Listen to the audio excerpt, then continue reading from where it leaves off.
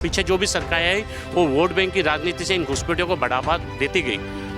हमारी मूलभूत सुविधाओं पे उन्होंने हक जमाते रहे और अब ये जो सरकार आई है ये वोट बैंक के ये घुसपैठियों की सरकार नहीं है, ये उन पे डिपेंड होकर नहीं आई है। पूरी दुनिया में 57 मुल्क है इस्लामिक मुल्क, 1400 वर्ष का इस्लाम है और 57 मुल्क इतनी जल्दी इस्लामिक कैसे बन गए? क्या हिंदुस्तान की आंख अभी भी नहीं खुली है? एक एक आदमी के घर में आप आज गैस सिलेंडर देख लो। आज जितनी भी हमारे असम की लेडीज़ है सब उनके साथ है, चाहे वो हिंदू हो चाहे मुस्लिम हो। मुफ्त राशन लिए थे, कागज़ दिखा दिखा के राशन लिए थे। जब राशन लेना है तो आप कागज़ दिखाएंगे और जब आपको नागरिकता साबित करनी है तो कागज़ नहीं दिखाएंगे। नमस्कार, मैं हुमायूं सिंह और आप देख रहे हैं द न्यूज़ पेपर। किसी भी राज्य में इलेक्शन हो और आम जनता के मन की बात ना हो, ऐसा कैसे हो सकता है? असम में मौजूद हैं, यहाँ पर कुछ लोकल लोग हैं, इनसे जानने का प्रयास करेंगे कि क्या एक बार फिर से हेमंत बिस्वा शर्मा वापसी करेंगे या फिर कांग्रेस इस बार अपना पूरा जोर लगाते हुए नजर आएगी, क्योंकि घुसपैठियों का और जिस तरीके से खुलकर उन्होंने कई मुद्दों पर बात की है और जो नए नए कानून लेके आए हैं जिसमें उन्होंने कहा है कि अगर कोई मुस्लिम 4 शादियाँ करता है तो उनको ना सरकारी नौकरी मिलेगी, ना किसी भी तरीके के कोई फ़ायदे मिलेंगे और कई बड़े बड़े कानून लेके आए हैं। इस पे जनता का क्या इम्पैक्ट है, उनकी क्या राय है, आज वो जानने का प्रयास करेंगे। कुछ लोग हमारे साथ मौजूद हैं, इनसे जानने का करते हैं कि ये सर क्या सोचते हैं। सर, जिस तरीके से हेमंत लगातार घुसपैठियों को निकालने के लिए मुस्लिम्स के लिए जो उन्होंने स्टेटमेंट दिए हैं, क्या लगता है कि इस बार के इलेक्शन में उन मुद्दों को लेकर उनकी वापसी हो सकती है? देखिए, आपने जो अभी बात कही है ये बहुत महत्वपूर्ण बात है और ये असम के लिए तो बहुत ही महत्वपूर्ण बात है। अभी तक इस मुद्दे पे किसी ने कोई इतना स्ट्रॉन्ग स्टैंड लिया नहीं है। हेमंत बिस्वा शर्मा ने जो अभी स्टैंड लिया हुआ है, मियाँ अभी मैं कल भी देख रहा था कि वो कांग्रेस वाले या उन्होंने कहा कि अजमल ने कहा कि हेमंत ने जो बोल रहा है उसके लिए अब किसी को भी मुस्लिम को, हिंदू को या भाजपा को वोट नहीं देना चाहिए। मैं तो बोल रहा हूँ कि हेमंत बिस्वा शर्मा की प्रचंड जीत होगी और वो ऐसे मुख्यमंत्री उभरेंगे कि उनका जो बात हिंदू मियाँ की नहीं है, बात ये है कि सच्चाई की है। अभी जो चल रहा है ना, मतलब इतना खुल के आज तक असम में किसी ने कुछ नहीं कहा। लेकिन इसीलिए तो सब बोलते हैं कि कम्युनल है और कट्टर है। कम्युनल नहीं है, वो कम्युनल बिल्कुल नहीं है।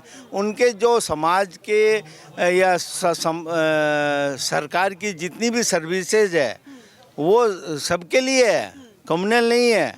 जो कम्युनल ये है कि जो मतलब भाजपा के अगेंस्ट में बात करते हैं वो कम्युनल है, ऐसा कम्युनल कुछ नहीं है। तो मैं तो यही बोलूँगा कि ये बहुत बड़ा एक हेमंत बिस्वा शर्मा का लहर है, भाजपा का लहर है। 100% 200% भाजपा ही आएगी और हेमंत बिस्वा शर्मा ही सीएम बनेंगे। ऐसा क्यों है? मतलब इसके पीछे के रीज़न, 2-4 रीज़न अगर दीजिए, क्योंकि देखिए बहुत कंट्रोवर्शियल उनके जो स्टेटमेंट्स होते हैं वो होते हैं, लेकिन फिर भी जनता उनको वापस लाना चाहती है। क्यों इतने पॉपुलर हो गए वो? आप दूसरा कोई, अच्छा एक बात बताइए, आप मेरे को क्वेश्चन कर रहे हो, मैं आप ही को क्वेश्चन करता हूँ, कौन है दूसरा और कोई नेता? गौरव गोगोई हैं, उनके फादर भी रह चुके हैं। कहीं भी कुछ भी नहीं टिकते हैं गौरव गोगोई। कहाँ टिकते हैं गौरव गोगोई? कुछ भी नहीं है गौरव गोगोई उनके सामने। क्या बोल रहे हो आप? गौरव गोगोई कोई भी दूसरा नेता उनके सामने आज के दिन में तो नहीं टिकता है। हाँ, नहीं टिकता है। चलिए देखिए, सर ने पूरा स्टेटमेंट ही दे दिया कि कोई टिकता ही नहीं है, मतलब कोई कंपटीशन ही नहीं है। सर, क्या लगता है जिस तरीके से उन्होंने स्टेटमेंट्स दिए हैं, जिस तरीके से काम कर रहे हैं, लोग पसंद भी कर रहे हैं, कुछ लोग हैं जो पसंद नहीं कर रहे हैं, क्या वजह है? मैडम, काम बोलता है। आज आप 5 साल में यहाँ पे आपने जो डेवलपमेंट्स देखे, जो ब्रिजेस देखे हैं, जो सबके घरों में जो एक एक आदमी के घर में आप आज गैस सिलेंडर देख लो। आज जितनी भी हमारे असम की लेडीज़ है सब उनके साथ है, चाहे वो हिंदू हो चाहे मुस्लिम हो। मुस्लिम्स में तो अब ऐसा है कि घर में उनके झगड़े होते हैं, क्योंकि जो औरतें हैं वो बोलती हैं हम वोट तो उन्हीं को देंगे। तो ये एक लहर है आपके सामने, ये लहर है और काम बोलता है। और जो सब बोलते हैं वो कम्युनल है, वो कम्युनल नहीं है। He is against only Bangladeshi मियाज, he is not against Muslims. आज हमारे जो आसाम के इंडिजिनियस मुस्लिम है वो देखिए, वो उनको चाहते हैं। वो ये बोल रहे हैं कि जो बाहर से आए हैं, जो यहाँ एनक्रोचमेंट कर रहे हैं, हमारी कॉन्स्टिट्यूंसी में अपना वर्चस्व बढ़ा रहे हैं, डेमोग्राफी पूरा चेंज हो रहा है, वो उसके अगेंस्ट में है। आज जैसे उन्होंने खुद ही बोला कि हम 26 कॉन्स्टिट्यूंसी में हम 0 हैं, क्योंकि वहाँ ऑलरेडी वो आप धुबड़ी देख लो, मानकाचार देख लो, ये सारी जितने भी कॉन्स्टिट्यूंसी सब में वो उनकी पॉपुलेशन इतनी हो गई कि कोई हाल में वहाँ हम नहीं आ सकते।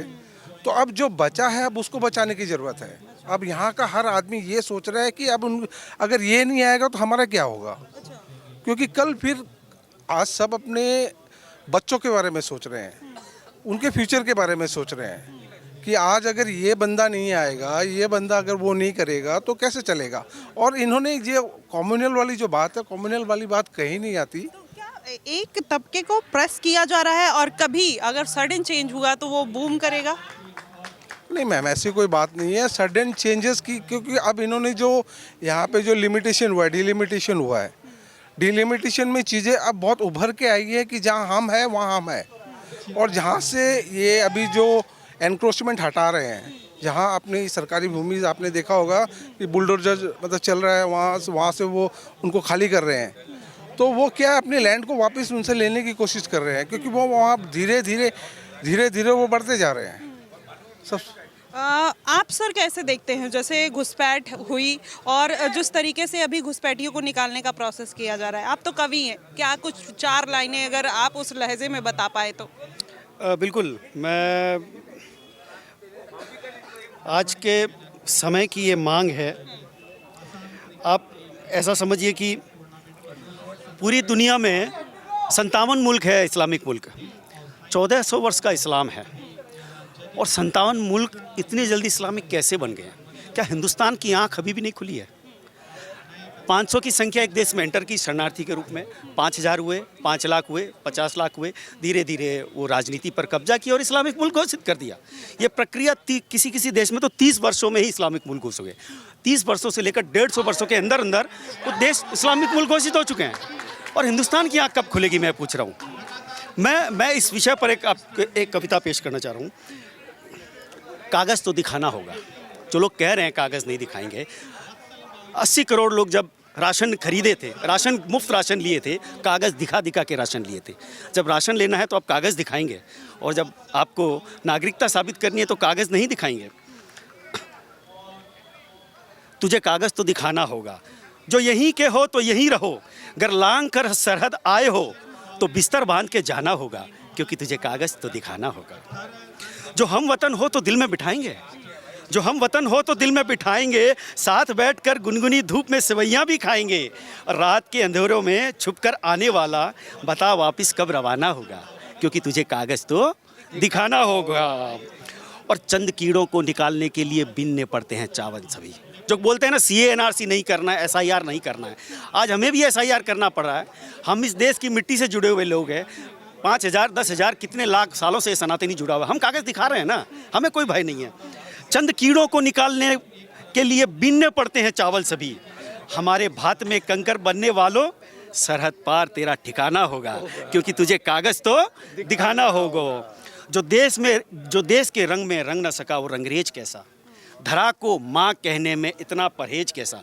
अब मैं हमारे देश के मेरे सभी मुस्लिम भाइयों से ये प्रश्न करना चाहता हूँ, बुरहान वानी के नमाज जनाजा में 5-5 लाख इकट्ठा कैसे हो जाते हैं? आप कह रहे हैं भारतीय मुसलमानों पर उंगली मत उठाइए। एक आतंकी के जनाजे में 5 लाख 2 लाख की संख्या कहाँ से आती है? मैं आज देश के मेरे मुस्लिम भाइयों से मैं प्रश्न करना चाहता हूँ, जो देश के रंग में रंग न सका वो रंगरेज कैसा, धरा को माँ कहने में इतना परहेज कैसा। अब तो वंदे मातरम भी गाना होगा, क्योंकि तुझे कागज़ तो दिखाना होगा। जाने कितने भीतर तक अमन को तुमने कुतरा है, भाईचारे की दरिया दिली का नशा अब जाकर हमें उतरा है। देश के टुकड़ों में बांटने वालों, अब तो सबक सिखलाना होगा, क्योंकि तुझे कागज़ तो दिखाना होगा। कुछ गुलिस्तां को उजाड़ रहे थे, कुछ सर फिरे, तब हम मौन नहीं थे। अपने बच्चों को हमें ये बताना होगा, क्योंकि तुझे कागज़ तो दिखाना होगा। वो बेहद खूब, और इन्होंने जिस अंदाज में उसको बोला, और कहीं ना कहीं रियलिटी भी है, जो हमारे देश के नहीं है वो हमारे देश के संसाधन को नहीं खा सकते, हमारे आपकी हक का नहीं मार सकते हैं। और ये बहुत बड़ा सवाल है, चाहे कोई भी सरकार हो, अगर इन सब मुद्दों पर काम करती है तो कहीं ना कहीं हमारे देश के विकास में बेहद ज़रूरी होगा। सर, अभी जो सर ने बात कही, क्या लगता है कि घुसपैठिया असम की सबसे बड़ी प्रॉब्लम है और हिमंता उसमें कामयाब हुए हैं थोड़ा बहुत? घुसपैठिया हमारा हक मार रहे हैं। हम जो मूल निवासी हैं आसाम के, हमारे हक पे वो पंजा मार के रखे हैं। हेमंत जी कह रहे हैं कि घुसपैठियों को कागज़ दिखाना होगा और जो सरहद पार करके आए उनको जाना होगा। ये मनोज भाई ने जो कहा वो एकदम कट्टू सत्य है। हमारी, आप खुद देखिए, आप राष्ट्रीय स्तर पे देखिए, कभी ये जो मुद्दा था ये उठा नहीं। किस लिए उठा नहीं? कि यहाँ, क्योंकि यहाँ पे भाजपा की सरकार आई नहीं थी। पीछे जो भी सरकार आई वो वोट बैंक की राजनीति से इन घुसपैठियों को बढ़ावा देती गई।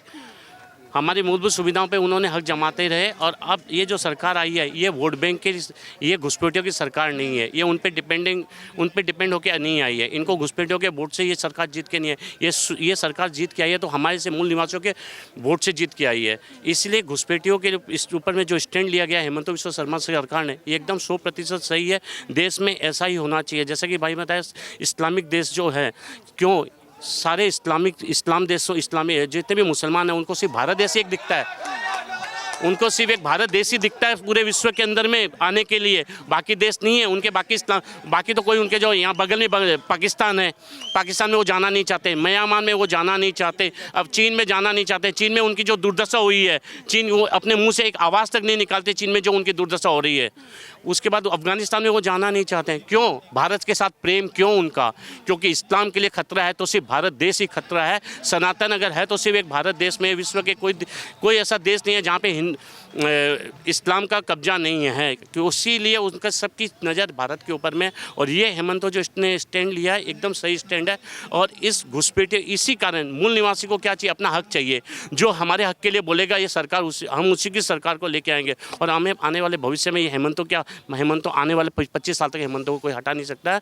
और आप खुद देख लीजिए, राष्ट्रीय स्तर पे जो उत्तर पूर्वांचल की जो हालत थी, उत्तर पूर्व को जो नेग्लेक्ट किया जाता था, आज हर दिन एक सेंट्रल मिनिस्टर, आज नॉर्थ ईस्ट के एक स्टेट में एक न एक दिन रहता है। हर सेंट्रल मिनिस्टर एक रहता है। प्रधानमंत्री जी स्वतंत्रता के बाद सबसे ज़्यादा यहाँ आए हैं।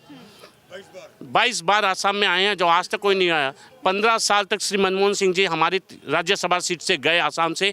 जब यहाँ बाढ़ की समस्या होती थी तब भी वो हवाई उड़न खटोले से आते थे और उड़न खटोले से वापस दिल्ली चले जाते थे। वो नीचे उतर के धरातल पे देखते नहीं थे कि हमारे भाई मूल निवासियों की क्या अवस्था होकर रखी है। वो उड़न खटोले से आते थे, उड़न खटोले से चले जाते थे। लेकिन 15 साल से हमने उनको राज्यसभा में बैठा, वो देश की प्रधानमंत्री की गद्दी पे थे, उन्होंने हमारी चिंता नहीं की। और ये जो प्रधानमंत्री आए हैं, इन्होंने क्या क्या हमको, हमारी इज्जत बढ़ाई, पूरे विश्व में हमारी शोभा बढ़ाई। अष्टलक्ष्मी कहा हमें, अष्टलक्ष्मी कहा उत्तर पूर्व भारत को, ये हमारे लिए गर्व की बात है। और हेमंतों की जो आप बात बोल रहे हैं, आपने देखा होगा आज तक नॉर्थ ईस्ट से कोई भी नेशनल फेस नहीं गया। ये हम हर उत्तर पूर्व वासियों के लिए गर्व की बात है कि हमारे यहाँ से एक नेशनल फेस जा रहा है। और आने वाले भविष्य की राजनीति में देखेंगे, ये तो सिर्फ आसाम तक सिर्फ झांकी है, पूरे हमारे देश के ऊपर में सेंट्रल में जाके हेमंत जी बहुत अच्छा काम करेंगे। पूरा देश उनके लिए जयकारा का नारा लगाएगा। कहते हैं कि ये धीरे धीरे कट्टर हो रहे हैं, और जिस तरीके से भारतीय जनता पार्टी सबका साथ सबका विकास की बात करती है, वो वही रूल तोड़ रही है। आपको भी ऐसा लगता है? देखिए, कट्टर होना गलत नहीं है, अपने धर्म के प्रति कट्टर होना नहीं है। सनातन धर्म ये नहीं कहता कि सुबह 4 बजे उठ के नमाज पढ़िए, 4 तो लाउड स्पीकर लगाइए, बगल वाले पड़ोसी को तंग कीजिए। सनातन अपना घर में आराम से पूजा पाठ करता है, वो कोई आक्रोशित होता नहीं है, वो अपने धर्म से उसको मतलब है। हमें कोई छेड़े नहीं, हमें कोई छेड़ेगा तो हम उसे छोड़ेंगे नहीं। तो इसी वजह से सारे मस्जिद और मज़ार यहाँ पर काफ़ी तोड़े गए। एक जो तबका है वो दुखी भी है इस बात को लेकर कि सारे मस्जिद मज़ारें तोड़ दी जा रही हैं। तो क्या वो डर की वजह से चुप है या फिर अभी वो कुछ इंतज़ार कर रहे हैं? मैडम, आप ये तो नॉर्थ ईस्ट है, ये तो यहाँ तो घुसपैठी आते हैं, डायरेक्ट बॉर्डर है बांग्लादेश का। आप उत्तराखंड में जाइए, उत्तराखंड के मूल निवासियों से आप एक सवाल पूछिए कि ये जो बांग्लादेशी आपको अवैध मुसलमान जो है घुसपैठी, आपको यहाँ में ये जिनको आप नहीं जानते थे, ये कब से दिखने लगे हैं? जब भी कहीं कोई जगह पे प्राकृतिक आपदा आती है तब ये सबसे पहले पहुँचते हैं। जब से भूस्खलन हुआ उत्तराखंड में, जब फर्स्ट लैंडस्लाइड हुई थी आज से 15 साल पहले, उसके बाद से ये उत्तराखंड में डेरा जमाने लगे। आज 15 साल बाद उत्तराखंड की हालत देख लीजिए, जंगल जंगल में मजार दिख रही है आपको। उत्तराखंड के मूल निवासी से पूछ लीजिए मुसलमानों ने उनकी क्या हालत कर दी है, क्योंकि जहाँ आपदा आती है वहाँ आपदा में अवसर खोजना इनका काम है। अभी मैंने जब दिल्ली कवर किया तो वहाँ पे एक प्रॉब्लम देखी कि यहाँ के जो असम के बरपेटा के लोग हैं मोस्टली वो जाते हैं, झुग्गी बनाते हैं, वहाँ रहते हैं, कहते हैं वहाँ पे जो हिमंता है वहाँ पे किसी भी तरीके का रोजगार नहीं है, इसलिए हमें मजबूरी में आना पड़ता है। क्या आपको लगता है कि रोजगार की वजह से यहाँ से लोग माइग्रेट कर रहे हैं, या वो मुस्लिम है या फिर बाहर से आए हुए लोग हैं? कौन है जो अपनी पहचान छुपा के बरपेटा का नाम लेके रह रहे हैं? पूरे भारतवर्ष में आसाम एक ऐसा राज्य है जो दूसरे राज्य के ऊपर भी डिपेंडेंट नहीं है। आज कोई आसाम का रास्ता बंद भी कर देगा ना तो आसाम की जनता है ना 6 महीने तक अपने बल पे जीवन उपार्जन कर सकती है, क्योंकि यहाँ सब कुछ है। तेल यहाँ है, चावल यहाँ है, सब्जी यहाँ है, जीवन चलाने के लिए यहाँ सब कुछ है। बाकी हर राज्य में कुछ ना कुछ चीज़ की कमी है, लेकिन हमारा आसाम ऐसा राज्य है जहाँ में हर चीज़ उपलब्ध है। तो ये बात रोजगार आसाम में रोजगार भरपूर रोजगार है, लेकिन आप एक जगह इकट्ठा होकर रहेंगे तो लोगों की नज़र में आओगे, इसलिए आप निकल जाते हैं। आप दिल्ली में लाजपत नगर में जाइए, मेट्रो स्टेशन से उतरिए, आप उतरते ही आप नीचे उतरेंगे आपको 150 रिक्शे वाले मिलेंगे, 150 नीचे रिक्शे वाले मिलेंगे। 150 के 150 आपको बोलेंगे, कोई बोलेगा बंगाल का, कोई बोलेगा आसाम का। आसाम का जनरली वो बोलते हैं, 2 डिस्ट्रिक्ट का नाम बोलते हैं, बरपेटा और धुबरी। और वो ये भी कहते हैं वो बंगाली में बात करते हैं, असमी भी उनको नहीं है, उनको असमी आ ही नहीं सकती है, उनको असमी जा ही नहीं सकती, क्योंकि उनका जो सिस्टम है वो एकदम सिस्टम से आते हैं, आसाम के अंदर में घुसते हैं, यहाँ अपनी फैमिली को छोड़ते हैं, कुछ दिन जाते हैं दिल्ली में, बॉम्बे के अंदर में। उनके माइलॉर्ड्स बहुत सारे हैं, हमारे माइलॉर्ड्स हैं नहीं, विडम्बना ये उनके माइलॉर्ड्स बहुत हैं, उनको आगे से आगे उनकी फील्डिंग लगी हुई है। तो क्या आपको लगता है कि ये ज़बरदस्ती फेक कागज़ बना के और यहाँ पर आते हैं और यहाँ से फिर जाके वो धीरे धीरे यहाँ पर भी कागज़ उनके बन जाते हैं, फिर दिल्ली में जाके वही दिखाते हैं, या यूपी में, बिहार में, जहाँ जहाँ उनको जगह मिल रही है लोग रह रहे हैं? क्या लगता है सब झूठ बोल रहे हैं या फिर फेक है? मैडम ये जो चीज़ें हो रही है, अब जैसे अभी इन्होंने जो मतलब नवाब जी ने बोला था कि कागज़, अब यहाँ पे इतना स्ट्रिक्ट हो गया है कि यहाँ पे उनको रहने से प्रॉब्लम हो रही है, क्योंकि यहाँ कागज़ दिखाना पड़ता है, तो वो इसीलिए यहाँ से माइग्रेट कर रहे हैं, दूसरी जगह जा रहे हैं ताकि उनको ये प्रॉब्लम नहीं आए। माइग्रेट कर रहे हैं झूठ बोल के कहीं ना कहीं। सर क्या लगता है? अरे यही सब बातें हैं जो इन्होंने दोनों ने कही। मतलब पहले क्या था, अब मैं पार्टी का नाम नहीं लूँगा, पहले की जो पार्टियाँ थी उनके सामने में क्या चलता था पता नहीं है। अब क्या है कि हर चीज़ों को जो पेपर्स ये करना पड़ रहा है, इसकी वजह से अब जैसे आपने कहा कि यहाँ के लोग दिल्ली में ये वो, अरे भाई दिल्ली में यहाँ के लोग, वहाँ के लोग, अब क्या हो गया कि वो सारे जो लोग हैं सबको अपना आइडेंटिटी अगर दिखाना पड़ेगा तो वो एक्सपोज हो रहे हैं। इसीलिए जी सर ने अभी जो कहा कि वो एक्सपोज हो रहे हैं, क्या एक्सपोज होने के डर से वो अलग अलग राज्यों में जाके झुग्गी झोपड़ी में रह रहे हैं? देखिए गहराई से ध्यान दीजिए, वो न तो एक्सपोज होने के डर से, क्योंकि एक्सपोज वो हो नहीं सकते क्योंकि उन्होंने कागज़ बना चुके हैं, और वो नहीं रोज़गार की वजह से जा रहे हैं, वो जा रहे हैं अपनी योजना के तहत। बाहर से आना है और पूरे देश में फैल जाना है। पहले सारे सीमावर्ती राज्यों में फैलना है, फिर सीमावर्ती राज्यों से धीरे धीरे पूरे देश में फैल जाना है, और पूरे देश में फैल जाने के बाद देश की राजनीति को प्रभावित करना है। उसके पसंद के लोग चुने जाएंगे, उनके नापसंद के लोग सत्ता से हटाए जाएंगे। जब उनके पसंद के लोग चुने जाएंगे, इनको नीतियाँ और संविधान उनके तरीके से बनेंगे। फिर ये एक लंबी प्रोसेस है, लंबी प्रक्रिया है। तो ना तो रोज़गार की तलाश में इधर उधर जा रहे हैं और ना ही कोई कागज़ की वजह से जा रहे हैं। कागज़ इनके पास है, वो जा रहे हैं अपनी एक योजना के तहत, पूरे देश में फैल जाना है। मतलब इस देश की डेमोग्राफी चेंज करनी है। बिल्कुल। आप पूरे जहाँ जहाँ इस्लामिक मुल्क बन के हैं उनका स्टडी कीजिए ना, आपके दूध का दूध और पानी का पानी आपके सामने है। इसे आप जाइए यूरोपियन कंट्रीज में जाइए, लंदन में जाइए, फ्रांस में जाइए, क्या स्थिति है। वहाँ के लोकल जो है उनसे डर रहे हैं, वो प्रोटेस्ट करते हैं, जिसको मार देते हैं। देख रहे हैं ना टीवी पर फुटेज, हम तो देखते हैं। तो वो स्थिति कैसे आई है? वो स्थिति इसी तरीके से, वो पूरे धीरे धीरे पूरे देश में फैल जाना चाहते हैं। और ये मज़ारें जगह जगह बनाने का मकसद क्या है? ऐसे भी जगह है जिस गांव में एक भी मुस्लिम नहीं है, वहाँ पर मस्जिद बन जाती है। तो देखिए जिस तरीके से चाहे पाकिस्तान हो चाहे बांग्लादेश हो, वहाँ पर हिंदू की आबादी पहले कितनी थी, लेकिन धीरे धीरे उनको माइनॉरिटी में बना दिया गया। अब तो मतलब वो रेड जोन में आने लग गए हैं और कहीं ना कहीं वो कुछ दिन में हो सकता है कि एग्जिस्ट भी ना करें। जिस तरीके से उनका शोषण हो रहा है, आपने दीपू दास के और कई ऐसी घटनाएं बांग्लादेश में बैक टू बैक हुई, तो कहीं ना कहीं ये डेमोग्राफी को चेंज करने के लिए ये पूरा प्रोग्राम चलाया जा रहा है और लोग अलग अलग जगहों पर जाकर रहते हैं और असम का नाम कहीं ना कहीं वो बदनाम करने की कोशिश करते हैं। मैंने इसलिए सोचा कि यहाँ पर धरातल पे आएंगे, क्योंकि दिल्ली में जो मैंने देखा वो हर कोई, आप किसी से बात करिए तो यही बोलते हैं हम असम से हैं, बरपेटा से हैं, डुबरी से हैं, ये हैं, तो वो कहीं ना कहीं झूठ बोलते हैं, गलत तरीके से उन्होंने कागज बनाए हैं। अलग स्टेट में रहेंगे तो उनको कोई शायद पकड़ भी नहीं पाएगा, इसलिए इस तरीके की चीज़ें की जा रही है। फिलहाल आप कैसे देखते हैं पूरे मुद्दे को? और असम में शायद हिमंता विश्व शर्मा इस बात को लेकर बहुत ज़्यादा सख्त है, तभी वो लोग यहाँ पर सरवाइव नहीं कर पा रहे, इसलिए जा रहे हैं। फिलहाल आप कैसे देखते हैं इनके कानून, इनके जो रवैये को, और जिस तरीके से अभी यहाँ पर इलेक्शन होने वाले हैं उसमें क्या लगता है कि सबसे ज़्यादा बढ़त पर कौन आएगा? आप हमें ज़रूर बताइएगा। फिलहाल के लिए बस इतना ही। देश और दुनिया की तमाम खबरों के लिए हमारे साथ बने रहिएगा द न्यूज़ पेपर पे। धन्यवाद।